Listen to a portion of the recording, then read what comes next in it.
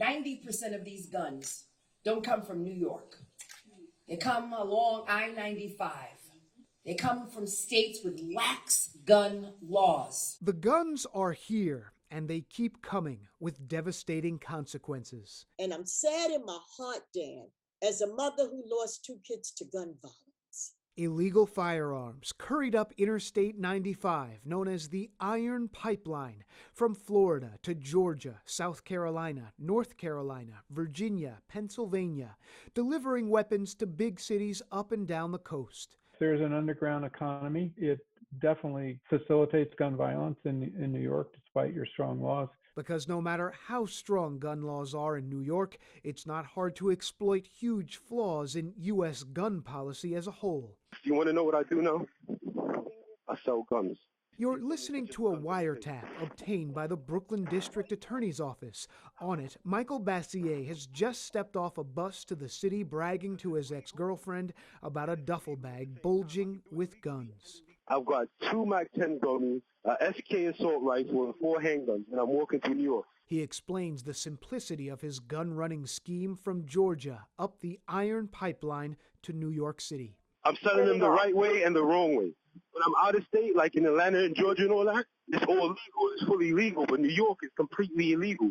So when I bring it up here and sell it up here, that's illegal. In a single year, Bassier admitted to transporting more than 112 guns, including 20 assault weapons, earning himself more than $130,000. He's now serving a 17-year prison sentence. These are individuals who often just want to make a little money and are willing to take some risks. Daniel Webster is director of the Johns Hopkins Center for Gun Policy and Research. He says gun runners like Bassier often rely on so-called straw purchasers to legally buy guns from dealers and gun shows in states where rules are relaxed. So at a minimum, we need comprehensive background checks. And he thinks a federally mandated licensing system for acquiring firearms could make a big difference. With no clear path to any bipartisan legislation in Washington, cities and states are left to tackle the bulk of the problem. Attorney General Tish James, Queens District Attorney Melinda KATZ, State Attorney General Letitia James, and the NYPD taking their own steps.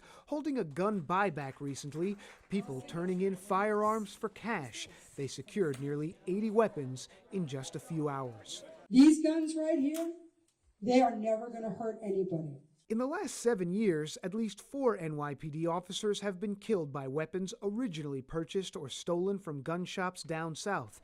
And this summer, the violence is surging. At the same time, we have seen our record gun arrests, probably the record for the last 25 years. And now NYPD Deputy Commissioner John Miller says the department is making a historic partnership with the ATF, essentially federally deputizing officers, So that they can access that data, make arrests as federal agents, bring those to federal court. allowing them to quickly track guns used in city crimes to gun shops where they were originally purchased, leading to who may have bought them, disrupting the first component of the pipeline. That person bought 5 guns that day. You're seeing those guns turn up at multiple locations. It's a significant but small piece in this web of violence that often results in the deaths of young black men living in inner cities.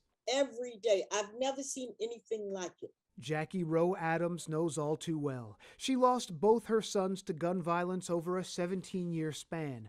She created an advocacy group called Harlem Mothers Save to help grieving moms like herself. She started with just 5 members. That number is now up to more than 55.